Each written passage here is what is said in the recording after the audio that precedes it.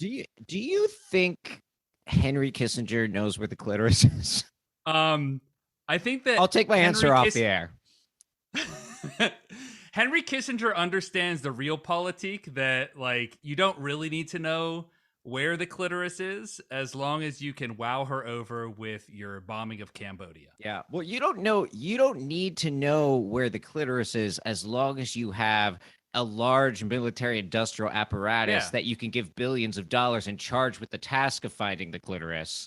The clitoris is wherever America's interests lie. Ukraine, baby. Yeah, let's go. Okay, cut all of that. Cut all of that.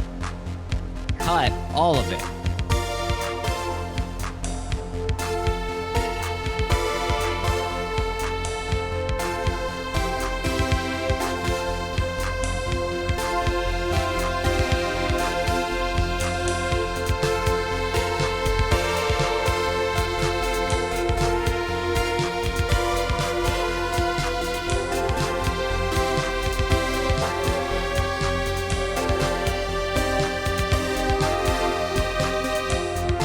You're tall, but I'm standing in front of you. It's a podcast.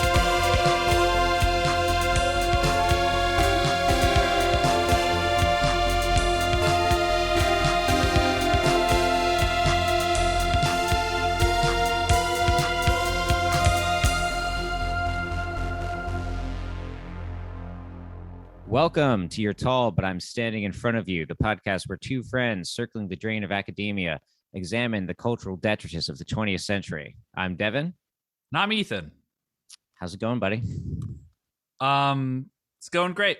So I have a Nothing question. Nothing matters anymore. Yeah. Speaking of things that don't matter, do I pronounce detritus correctly? Is that how you would say it? Because I'm grading for a class this term, and the professor used the word recently, and they said detritus.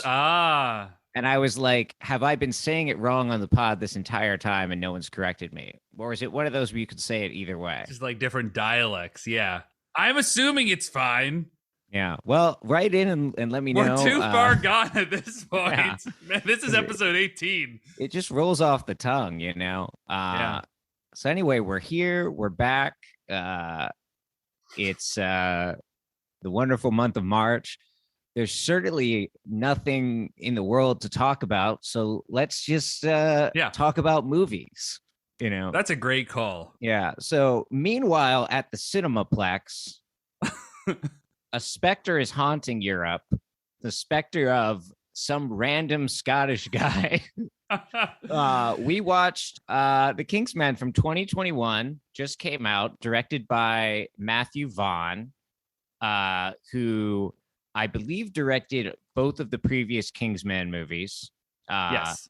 And then also did Kick-Ass, X-Men First Class. He's done a lot of these sort of like non-MCU, like sort of like second tier superhero or like action movie, comic book movies. Well, second tier in terms of like, you know, I actually like his better, but in terms of like, you know, their like economic power. So how does this stack up against Black Widow? Man, I mean, that is a question. That is a complicated question to answer. Man, just finding this out now, by the way, Matthew Vaughn's full name, Matthew Allard de Verdremont. Yeah, so it's a complicated history, I think, where like he thought that his father was like an American film star, but it was actually a British aristocrat, and his mother revealed that to him at some later date. I know. I like that it's like actually how, speaking of Marvel movies, like in Guardians of the Galaxy, how what's his name says that his dad is David Hasselhoff. But he's not actually. But that it's like, but your dad is actually like arguably even more powerful. It's not just like some guy. Yeah. I think it's good to know that fact because it puts all of the Kingsman films in perspective. It's all daddy issues is what this all comes down to. No, that's very interesting, actually. I didn't know that because this film has a very, and it's based on a comic book by Mark Millar, who is Scottish. Really? Yeah. Good to know. And I don't know if he was involved in this movie at all. I think he was maybe more involved in like the original Kingsman movie. But Right. this movie has some kind of ideas about Britishness and Englishness and Scottishness that are very wrought, to say the least. And so the King's Man is a Hmm. prequel, right, to Mhm. these previous movies, Kingsman: The Secret Service and Kingsman: The Golden Circle from 2014, Yeah. 2017, that are their sequel. The one is a direct sequel to the other, and they're set in like contemporary times. I kept asking as I was watching those. It like took me out of the film because I kept wondering, how did this spy agency begin? What's the origin story? I can't pay attention without knowing that. So now we know. Yeah. And yeah, exactly. Like this is set during the early 20th century and kind of telling the origins of the secret service of the titular secret service of the later movies. But Ethan, had you seen the Kingsman movies before, or were you coming into this fresh? Yeah, no, I had seen them both before. There are like various, callbacks to them in this, but you don't need to have seen them to see this. Um, but yeah, no, I saw both of them. I thought I liked the first one from what I remember. It's been a number of years at this point. The second one was all right, but not as good. Yeah. And Yeah. now there's I this one. I really like the first one as like a popcorn movie. Like Mm-hmm. I'd take it any day of the week over your average, like, Marvel movie or whatever, or other Right. like the larger franchises. And we'll get more into it. I would even take The King's Man over like, I fucking watched Rise of Skywalker the other day and Jesus Christ. Like but um it's like those are the kind of things like we can't actually even talk about on the podcast because it's like, oh, okay, it's just shit. Kingsman is at least interesting, right? Yeah. But yeah, we are seeing this is like an attempt to, which it seems like a lot of different franchises are trying to do with not just making them into like, something we're more used to pre MCU, where like you have lots of sequels and stuff, but to Mm-hmm. actually really be building out these like universes that Yeah. which means you can sort of make infinite movies because you can be moving. It's not just like you have to keep coming up with like the sequel with the same protagonist, but you've now got like this infinite universe to play with. uh Hey, how's the MonsterVerse going? Swimmingly, because Yeah. everyone's drowning. uh but yeah, like this is the attempt to sort of expand upon Kingsman by going Mm-hmm. backwards into the past. um and there's a lot to say about Kingsman, the original. I think we could do a whole episode on that. And there's like, I like that movie, but it's got a really fucked up class politics. I think like it thinks it has a good class politics, but maybe not so much. But Uh-huh. we'll get to that on another day. Ethan, did you kind of want to like introduce us a little more fully to the King's Man? Yeah, I'd be happy to.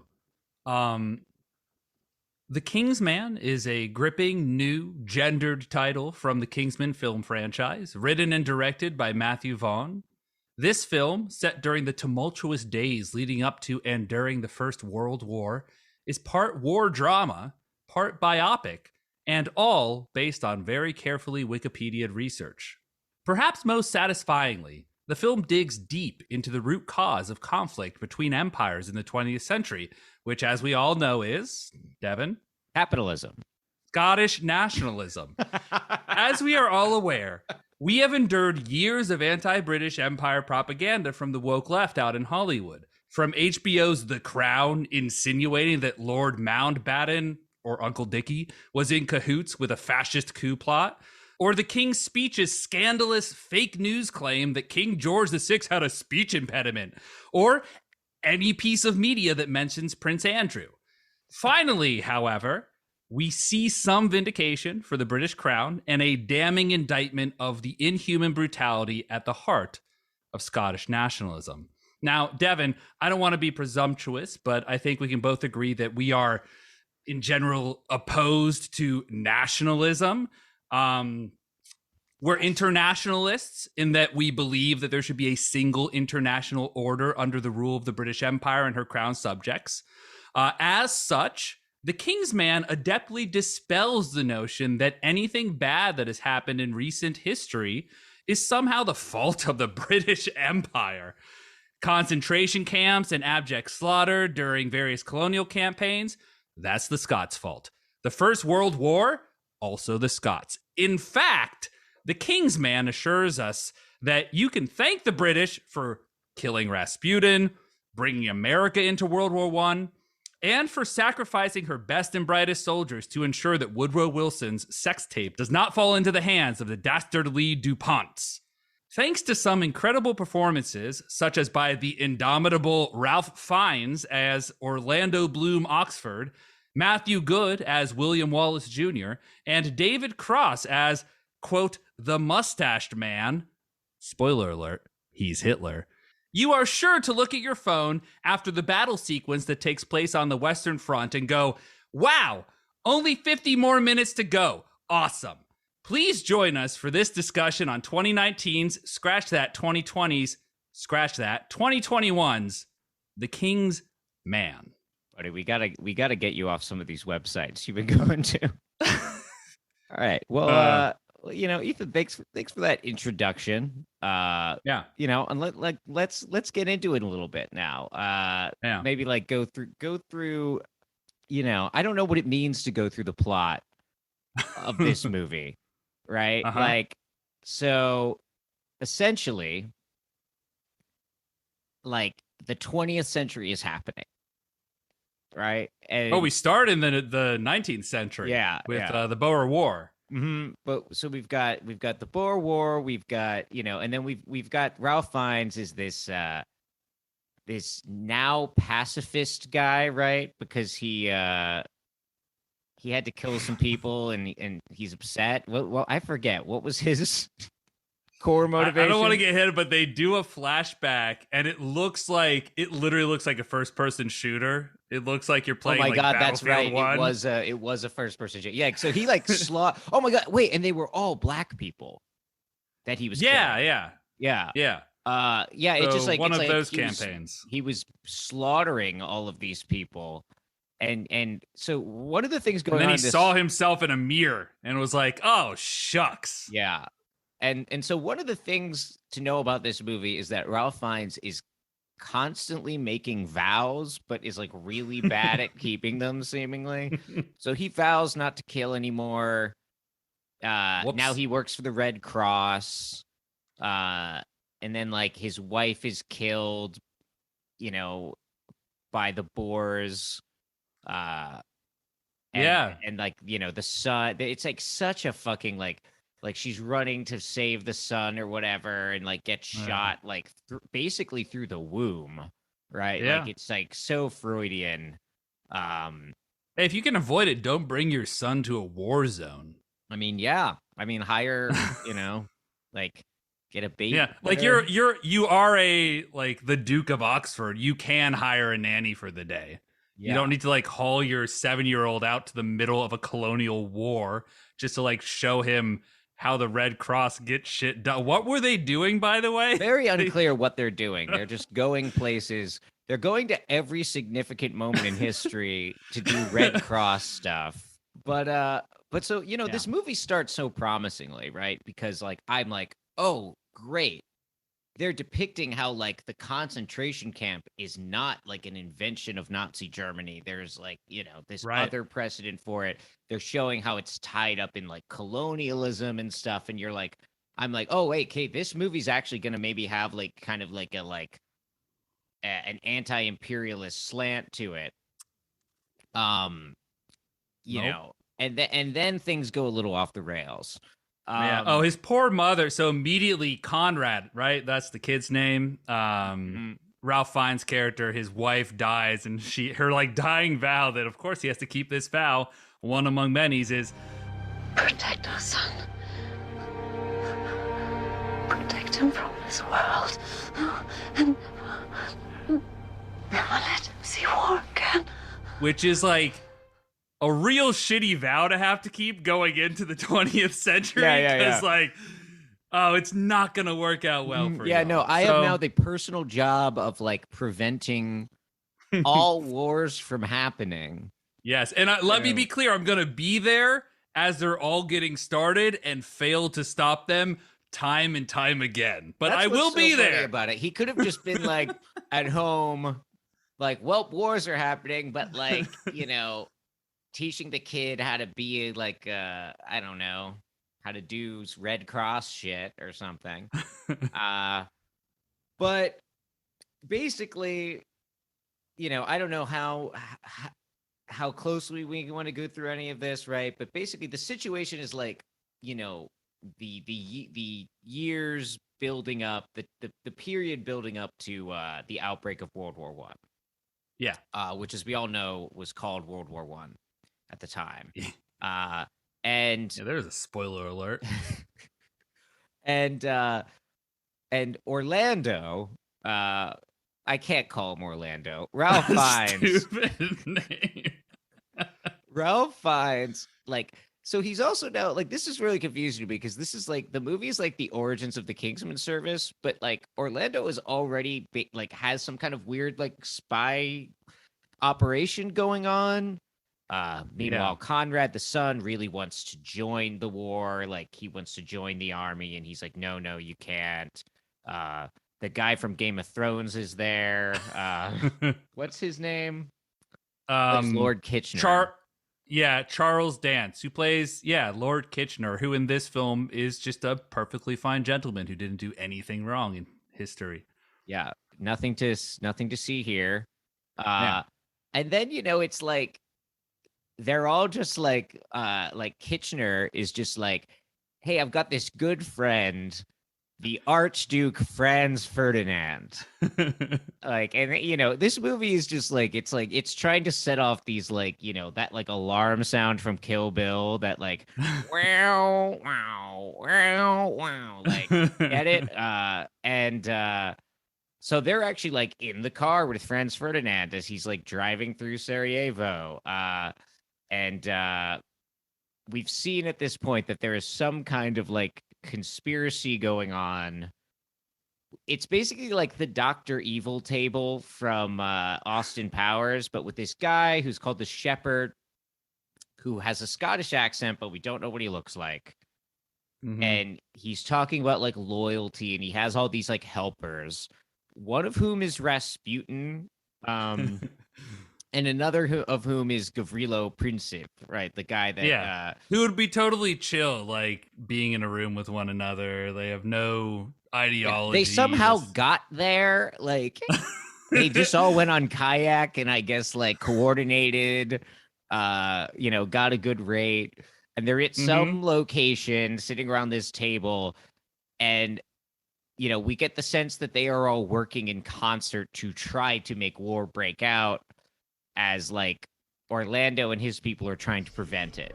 My mole in the British government informs me that Kitchener is concerned for the safety of the Archduke Ferdinand. Princip, my wee bear, are you ready to prove Kitchener's concerns are justified? Yes, I am, my shepherd, and I will not let you down. Damn fucking right.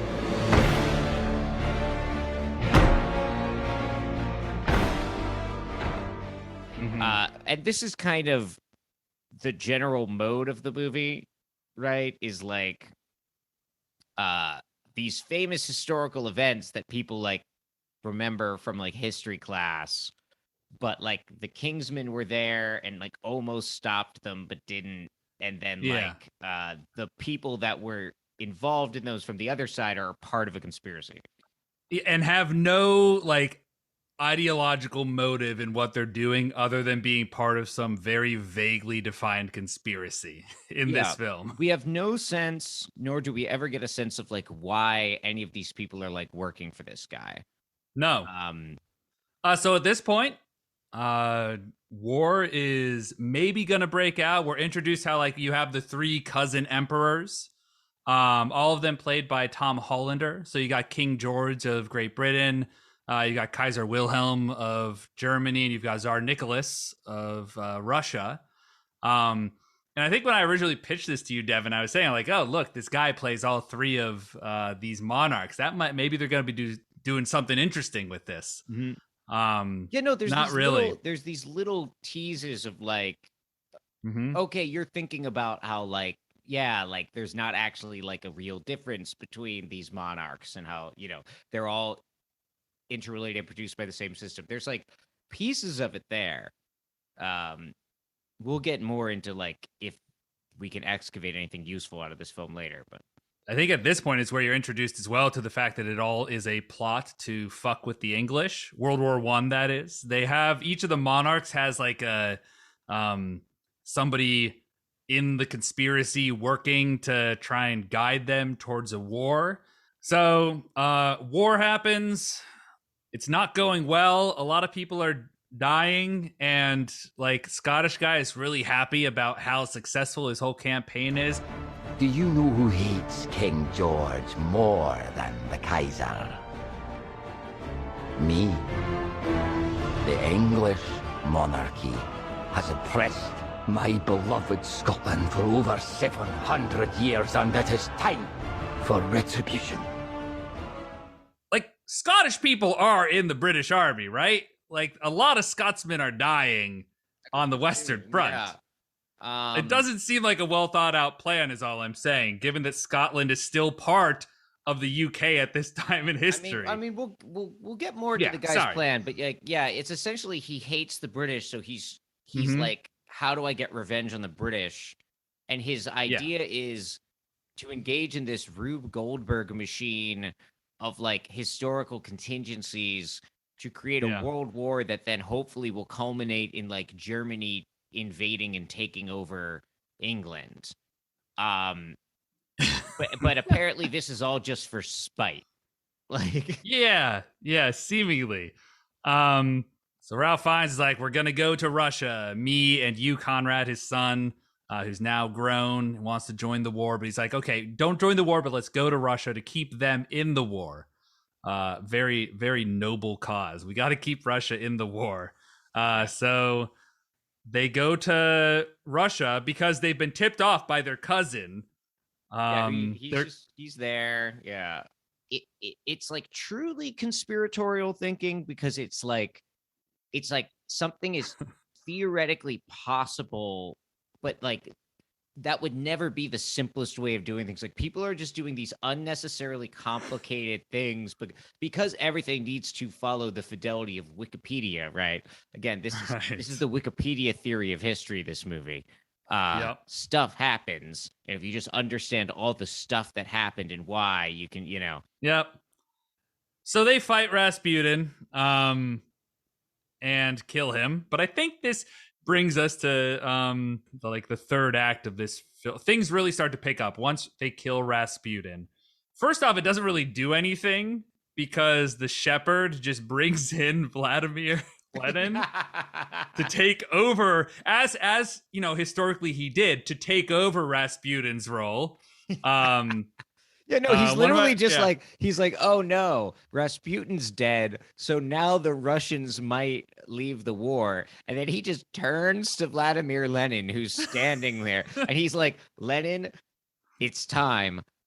Do your revolution. I don't even care. Just do it as long as you stay in the war or whatever. Or you leave the war? I can't leave remember. The war, yeah.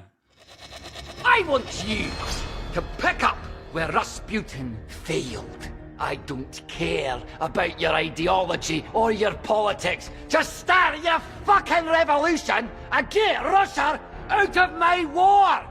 Comrade Lenin. Yes, my shepherd. When my revolution is complete, the flocks left will be so powerful. You one problem will be finding my equal to balance from the right.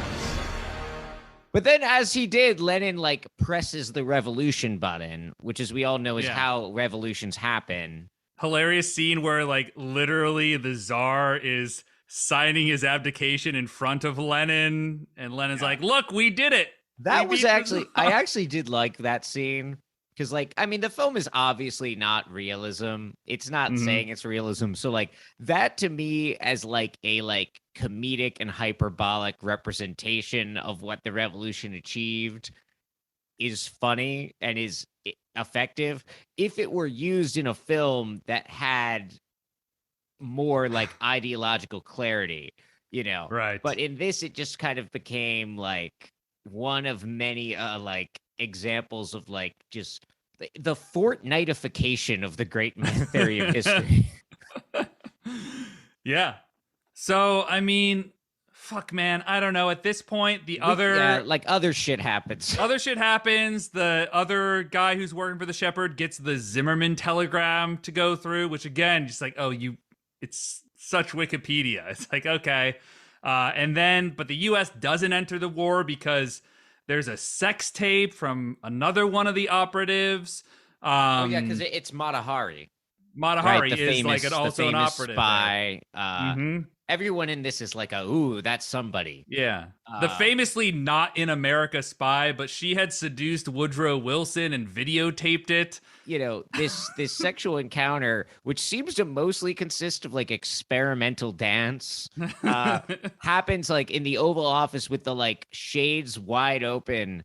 And Wilson is very concerned about this getting out, unlike his opinions of the birth of the nation, which he was like very willing to publicize. It is as it was. But Brian, if people find out I get boners, that's the end of it. I mean, knowing Woodrow Wilson, though, that checks. Oh, for sure. Now, I will brief aside before we wrap up the film. There is a like 20-minute scene where Conrad does go to war. And spoiler alert, gets killed. Yeah, he like does something Stupidly. heroic, but then basically gets killed for like a stupid reason, like a dumb misunderstanding, and he's like, he like switched places with another soldier so he could go to war, and then Scottish those other guy, soldiers, notably. a Scottish guy, and, like he can't do a Scottish accent, so he's killed. So now Orlando Oxford has he becomes a drunk for a brief moment, but then he sobers up because King George comes to give him his son's medal. And he's like, oh, I've been saying all these bad things about nationalism all this film, but, now I'm going to need to sober up and go do this thing for God and country. So they do their big final assault on the hilarious bad guy hideout on top of a mountain. Yeah, it's in like a goat farm. So they fight on top of the mountain. It's revealed that the Shepherd is actually Captain Morden from earlier. Yeah, who supposedly died with Kitchener. So they kill him because America won't join the war unless they get the negatives of the sex tape with Woodrow Wilson. Which I want to great cameo in this film with the DuPonts. Alfred DuPont shows up there, Delaware, shout out. Shows up to be part of the conspiracy and deliver the sex tape or release it to the media. But then, they kill the bad guy. They get the negative, and Woodrow Wilson's like, well, now that that's destroyed, I'm going to join the war. And then, as we all know, the war immediately ended. We won it. Yep. And then the spy agency is founded also. Yeah. So anyway, now that we've said, what happens in this film, let's dive into. Thanks to those of you that stuck it out. Yeah. Let's dive into some of the themes here, right? And I think one of the first things we wanted to talk about, we've alluded to this already, right? But is this idea of history as a Wikipedia page, right? And I know you had some ideas about this, Ethan. Yeah, I mean, just off the top of my head. By that I mean I wrote it down. We've got, what are the blue link names in the World War I Wikipedia? We've got Boer Wars, we've got Lord Kitchener, Graverlo Pinsep, Franz Ferdinand, Rasputin, the Zimmerman telegram, Erich Jan Hanussen, Rasputin, Lenin, Woodrow Wilson, the Tsar and the King and the Kaiser, Matahari, Prince Felix, Yusupov, Alfred DuPont. It's such a laundry list of figures. Yeah. And events, but mostly figures who were motivated by various things. And all of that is just expunged in order to tell the tale of the shepherd and him wanting to fuck with the British. And not just motivated, but also compelled, right? Like compelled by forces, and like structural forces, right? Not just individual motivations, right? But it is like, you're listing all those Wikipedia hyperlinks, you can imagine them, right? Linking from one to the other. It's like it's also like it's like fucking like we didn't start the fire kind of shit too, right? It's just like it's just history is stuff that happened. And stuff happened for random reasons. And you can obviously go too far in the other direction and you can become like a like really vulgar like Marxist determinist, but it's just like such a liberal, I guess, idea of history, just like this, like it's stuff that happens and stuff happens for contingent reasons, right?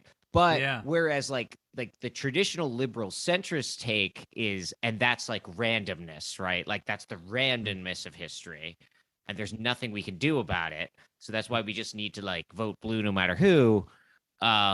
This is like the unhinged, like conspiratorial guy version of it, where like all that contingency is caused by an angry Scottish man.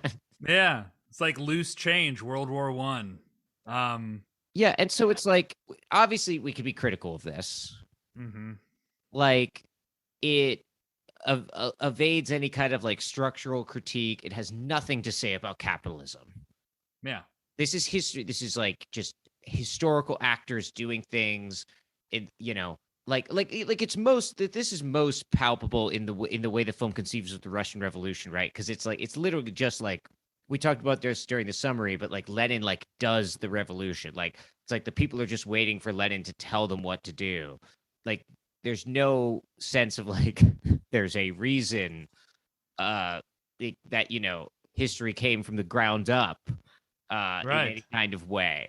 That like Lenin was certainly an important figure and in a position to do certain kinds of things, but like was not capable of in himself precipitating revolutionary forces, right? Like, and so it's like obviously, we can make that critique.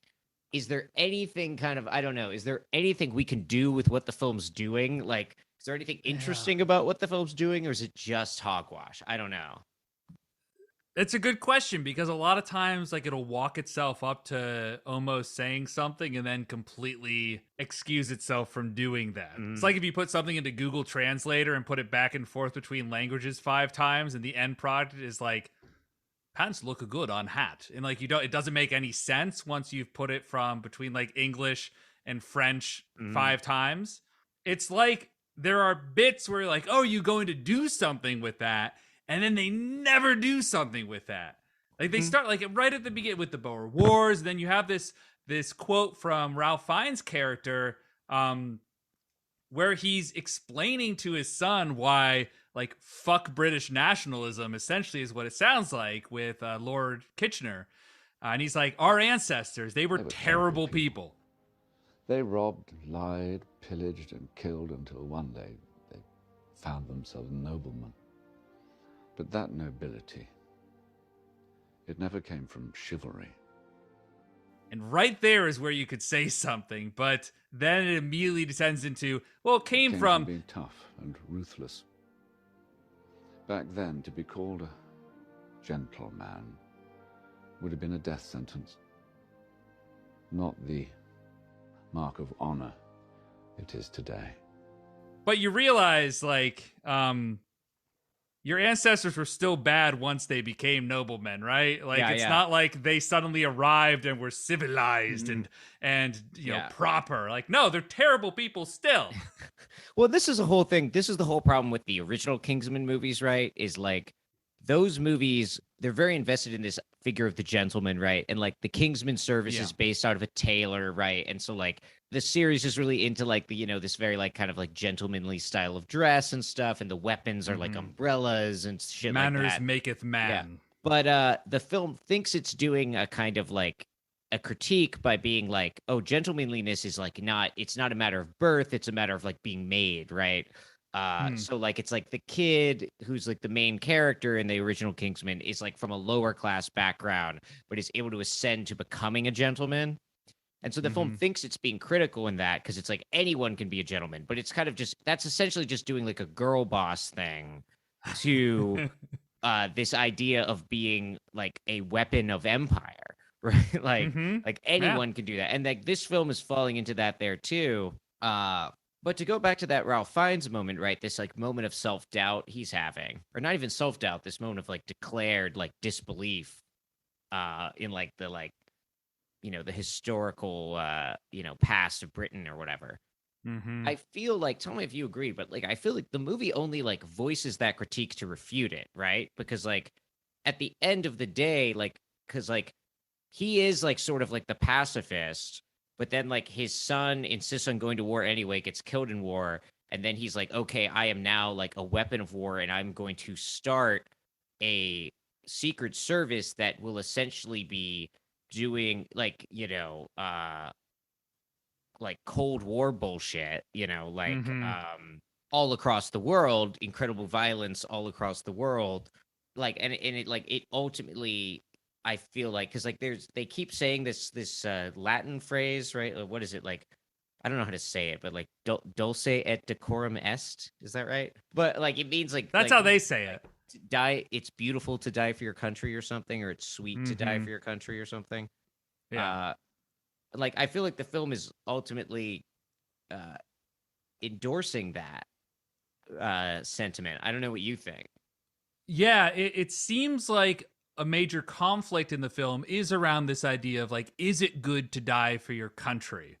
And all throughout the beginning of the film, Ralph Fiennes' character is like, that's bullshit, because I was an FPS shooter and that made me feel bad things. So Yeah, I I was in that, Call of Duty too. Yeah. And like my KD ratio was really high. Like I don't want to take away from that, but the other team started to like, you know, fucking cheat. They had wall hacks. It was bullshit. So I got out of that biz. But it's social. First, so 2 points. First, at the end of the day, he is still like the Duke of Oxford.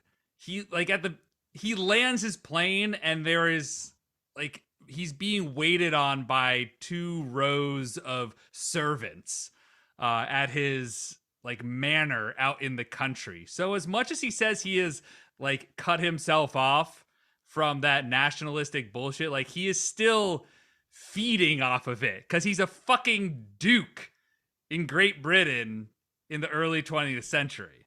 So that's one thing. The second thing is the movie goes through this conflict of, well, is it a good thing to die for your country? And again, Ralph Fiennes' character is like, no, that's dumb. I think like multiple times he's like, that's fucking dumb. Yeah, and then the film seems to when Conrad dies and dies in spite of he dies not by enemy bullets, and despite doing this incredible act of heroism to like retrieve this guy from the middle of the trenches, though he dies anyway, but like he gets like the intelligence right, but he just then gets shot in an act of anger. Like it does seem to be saying like, oh yeah, no, war is just stupid, and like it's brutish, and people that like normal people are put into impossible situations and just do terrible things against their will. Except and yet let us come to the concluding act of this film where it's like the redemption arc for nationalism. Yeah, it's like we just need to put nationalism. Nationalism wasn't great when it had to be dirty and in a trench. But if we could get it back to like, you know, putting a suit on.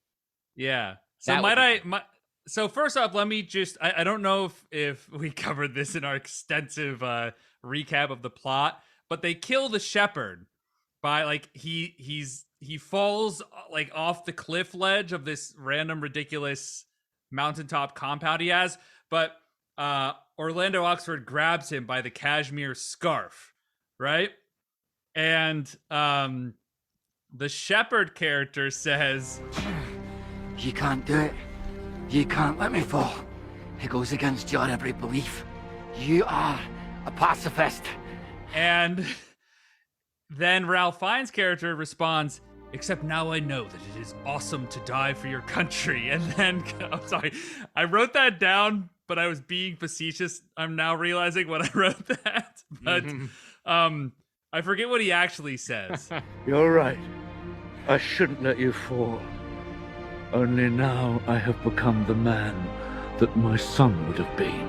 But he takes the, like, sorry your kid died medal that King George gave him and uses it to cut the scarf, to which then the bad guy falls off the mountaintop fortress. So, like, it seems like it's, again, a redemption arc of nationalism where using that grotesque trophy of his kid dying to kill the bad guy as like no, it was worth it. Because look, that ultimately in the end allowed me to overcome my pacifism to get shit done. Yeah, or like even if Henry it's Kissinger not... cried a tear when he watched that scene. Yeah. I hope Henry Kissinger saw this. Is Henry Kissinger he seeing did. movies? You didn't see him. He Can was we at get the Henry premiere. Kissinger on the podcast? Like I watched like Cars 2. Like he didn't think Cars 2 had enough bombing in Laos. Yeah. And so it's like, you know, when he cuts the scarf though, it's like one read at it is like that's like redemptive of like the nationalism. Mm-hmm. But it's not just that I don't think it's just that it's like, oh, they were right or something. It's this like individual, like I can do my own personal nationalism thing, right? It's like, okay, this metal sucks. And like their old world idea of sacrifice sucks, but I can like redeem it for my individual purposes or something. Yeah, it's like, I totally agree. It's the kind of theme coming out of this because they found the Kingsman organization, which is outside of government spy agency. It's an independent spy agency. So it's like, let's take any facet of like democratic control of how we operate and remove ourselves from that, because that is a corrupting force.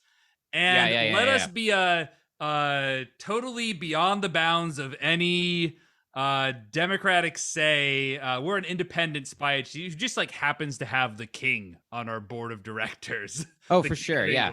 No, it's like the problem is like the machinery of the state is inherently corrupt, right? So it's like very anti-statist, but it's not anti-imperialism. Yeah, it's not anti-imperialism. It's not anti-violence. It's not anti-killing people. It's certainly not anti-capitalist, right?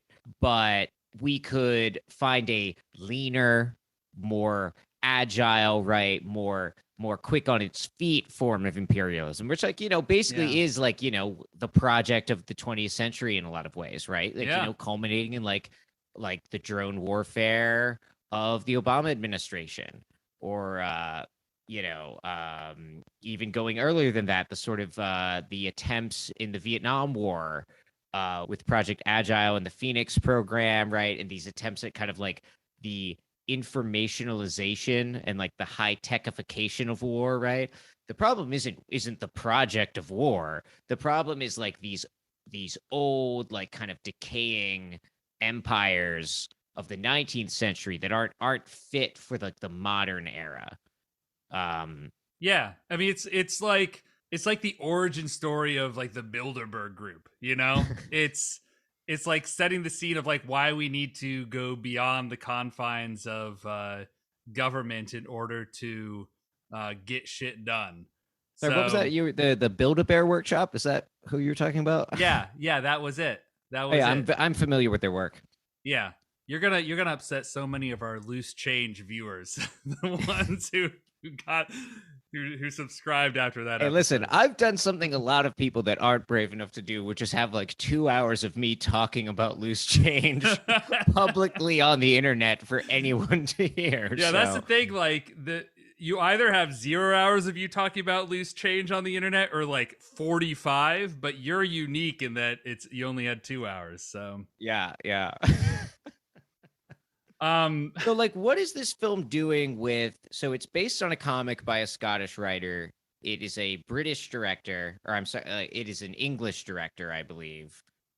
What is this film doing with? Because like, I don't know enough to like exactly figure out what it's doing, but like, it felt very post Brexit to me, right? Like this, like not saying I'm not saying Brexit like inaugurated Scottish English tensions or anything, but you know, like in the sort of like Wikipedia level current event universe of this Yeah. movie traffics in, it feels like a very like, oh, this is in the news now. Like the Scottish Right. Nationalist Party's been making some gains or whatever. There's been the referendum recently, like Yeah. kind of thinking about that or something. Like it's very weird that like of especially all these events that are mostly concatenating around Eastern Europe, right? Mhm. Like Scotland is the source of it all. I mean, it shows the downside of only using Wikipedia for your research, because if you would have just gone a few years into the future, you'd be like, oh, what's happening in Ireland? Like, it seems like an Irish Yeah. villain. If you're gonna go the internal British, like person is who is driving this. It seems like an Irish nationalist would make a lot more sense in like the early 20th century as Well, and someone you would who's have been trying able to sorry. yeah, that's all. Yeah, And you would have been able to link that sort of villain, which is not something this film was interested in doing, but to a larger like struggle that was happening. Yeah. Which, you know, I'm not exactly someone that is well versed in the history of Scotland or anything.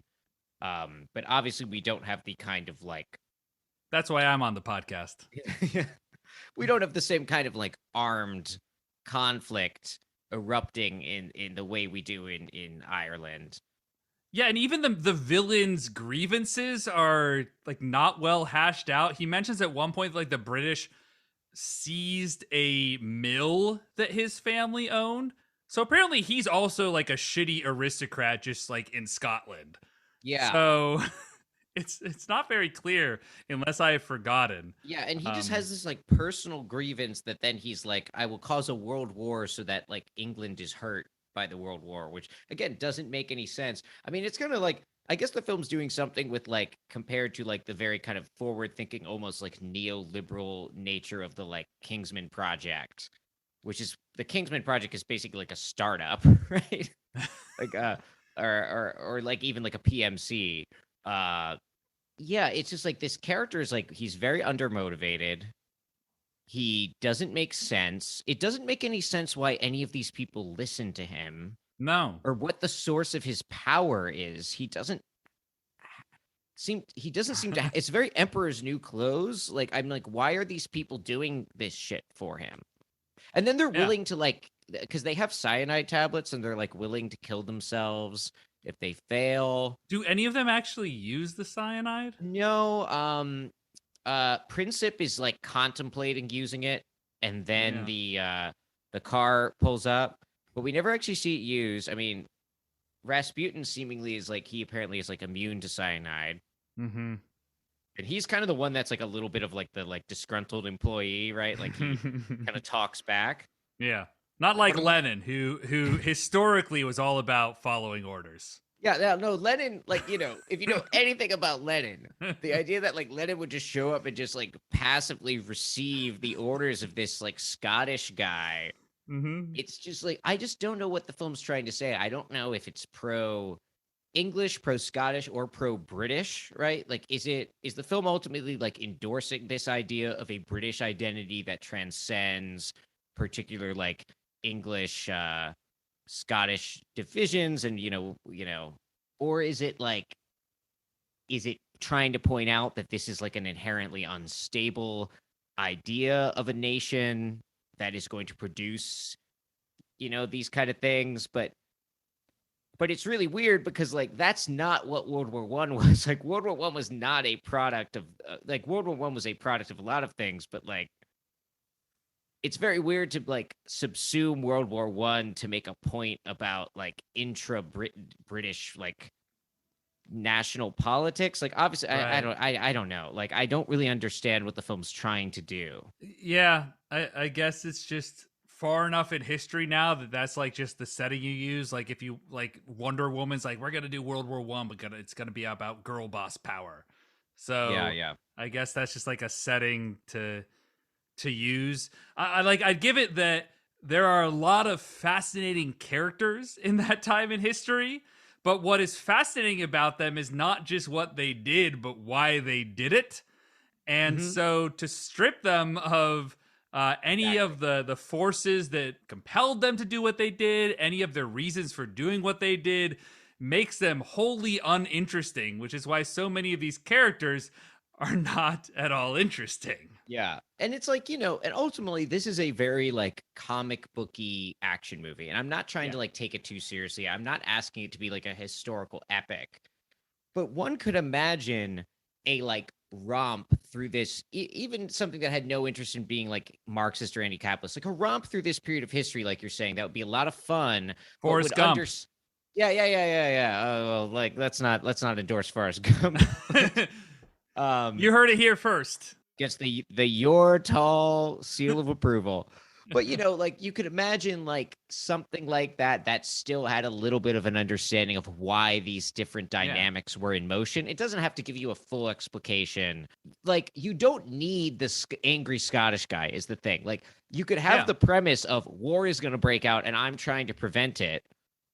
And it would actually be much harder and more interesting if the reasons that war was going to break out could not be connected to a single person and were like multifaceted and systemic, and like you kept trying to stop one thing and other things were happening. Like even if it was being loosey goosey with the history, I could see that being fun.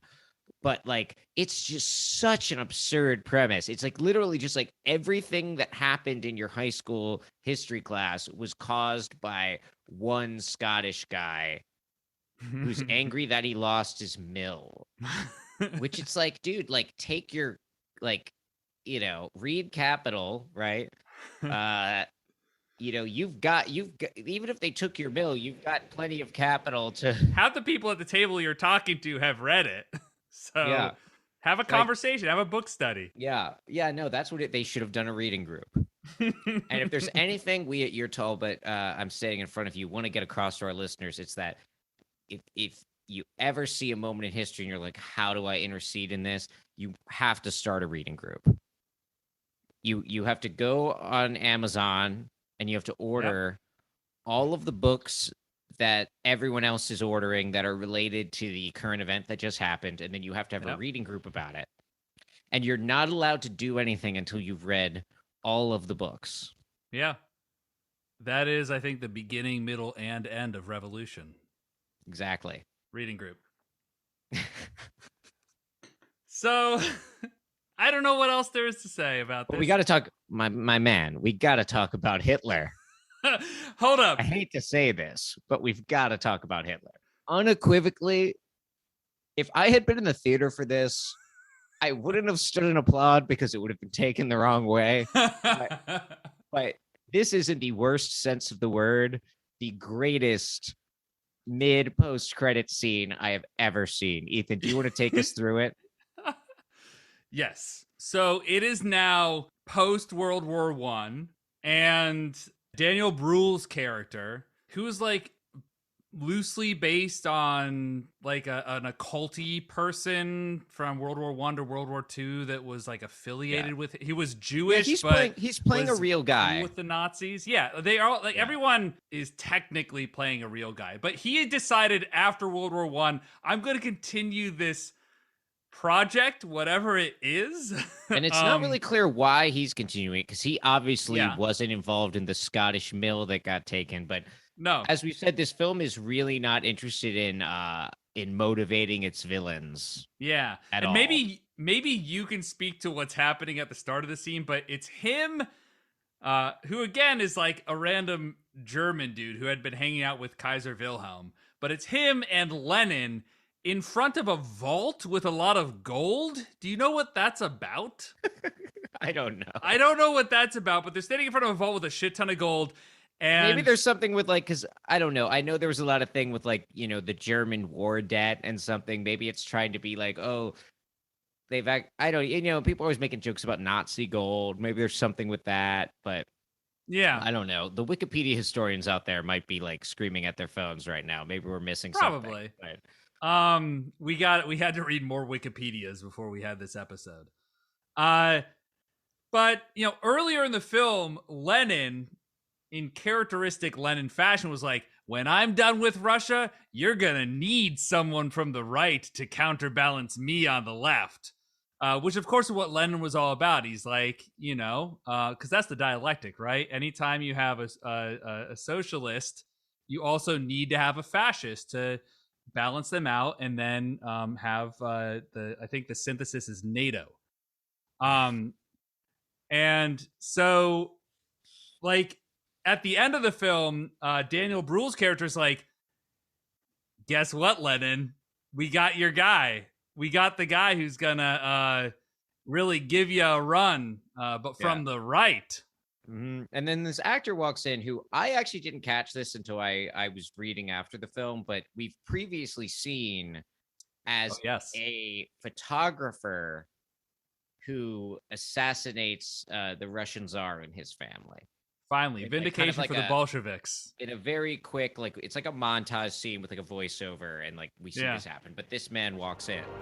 This young man will come to rival your position in this world, my friend. It is an honor, Comrade Lenin. And your name? Adolf Hitler. And it is filmed like exactly like a MCU scene. That's like when it's like introducing you to the next slate of characters. It's like when like that original one where fucking Samuel L. Jackson is like, have you heard of the Avengers Initiative? It really has that like, oh shit, World War II. Like, holy fuck. They literally are treating Hitler like he is an MCU villain. And like, again, I get to this point with this film where I'm like, that is so stupid and like horrible and like offensive that it like it's almost brilliant. If is this a critique on it all? Yeah, like if this was some kind of critique, but I actually just think these people are reactionaries is the thing. But it's like there's this way, right, at which like reactionary art has this way of sort of pointing to the contradictions of like, the centrist consensus or whatever. Mm-hmm. But Jesus Christ. Well, this is what originally got us to do this episode. Is I sent you a link to it was recorded in a movie theater when like the film came out at the end of 2021, and it was like one of those, like someone taking footage at the end of a Marvel film, and it's like the leak. But it was that scene, and the audience, when he says Adolf Hitler, they go, yeah, that's it. I know that name. Like everyone was cheering. Everyone was so excited for the cinematic universe. Because he's got a mustache, but it's not the Hitler mustache yet. Mm-hmm. Like, right, it's a full mustache, and you're like, oh yeah, he's gonna shave that before the next movie. Like, God, it's so stupid.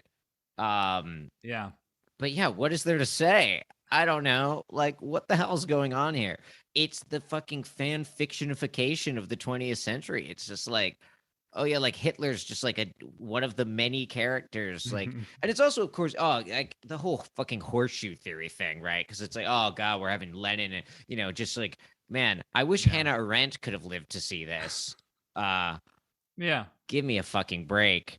But that's really where, like, there's like a version of this film that's like a leftist version where I like actually think some of the absurdities of how the Russian Revolution is portrayed could be funny and could be for like an aesthetic effect. But this makes it clear this film is just like is complete like bullshit. Like it's completely conflating, the Soviet Union with Nazi Germany. Oh, yeah, it's all part of the same conspiracy, like, and I guess the counterpoint to that is this, like, British gentlemanliness. Yes. Yeah. The extra-national spy agency, of which, again, the English monarch is a member. It's a non-government agency. Hey, who from the monarchy you think is now in the Kingsman? I want to say Prince Andrew. Oh, well, Prince Andrew definitely has some tapes they needed to take care of. That's for sure. Oh. All right. So, we have our new segment, the Build Back Better plan, where we try to come up with ways to improve these films. And boy, does this one need it. So, this is our original phrase. So just, hashtag Build Back Better. Send us your ideas on how to improve the King's Man. Can I say, like, I've been going over the tweets from our last one about the hashtag Build Back Better. We didn't talk about, like, infrastructure in the Warriors episode. We didn't talk about Biden in the Warriors episode. So I understand how people got to that because we were talking about how the subway wasn't working very well.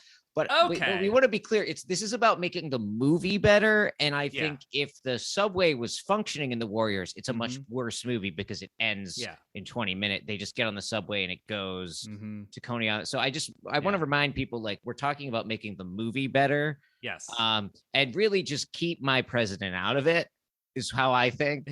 Yeah. Like, we do appreciate the, like, millions of tweets. Like, the engagement is great. Huge response. It would be nice if some of you subscribe to the podcast, though, because the numbers are not adding up. But anyway, Ethan, how can we build the Kingsman back better? Well, the bad guy should have been Welsh. I think that's an easy fix. You clearly didn't think about, like, why is he Scottish too much? And if you're too much of a goddamn coward to make him Irish, why not just make him Welsh? Because honestly, if he turned out to be Welsh, it would have been so funny that a lot of my critiques of the film probably would have been subsided by the fact that the main villain was a Welsh nationalist. So yeah, see, that's actually like, okay, you're doing something a little subversive here. It's so my idea is, one of the key scenes of the movie, right, is when they're trying to kill Rasputin and they serve him this Bakewell tart. Right. It's like a cake, basically. The British have very weird ideas about dessert, but it's bad. It's a cake that has been why put blood in your pudding? Anyways. But it's basically this cake that's been, like, just laced with, like, a shit ton of cyanide, right? And what I would have done is taken that cake and fed it to everyone that was involved in this film before production. And then I think that would have really improved the end result, which hopefully would have been a news item announcing the death of the cast and crew of the King's Men. Yeah. Rest in peace. I would have read about that on IGN News. Where we get all our news. All of it. They're doing a great job covering the current events right now. A lot of on-the-ground reporting. Yeah. Okay.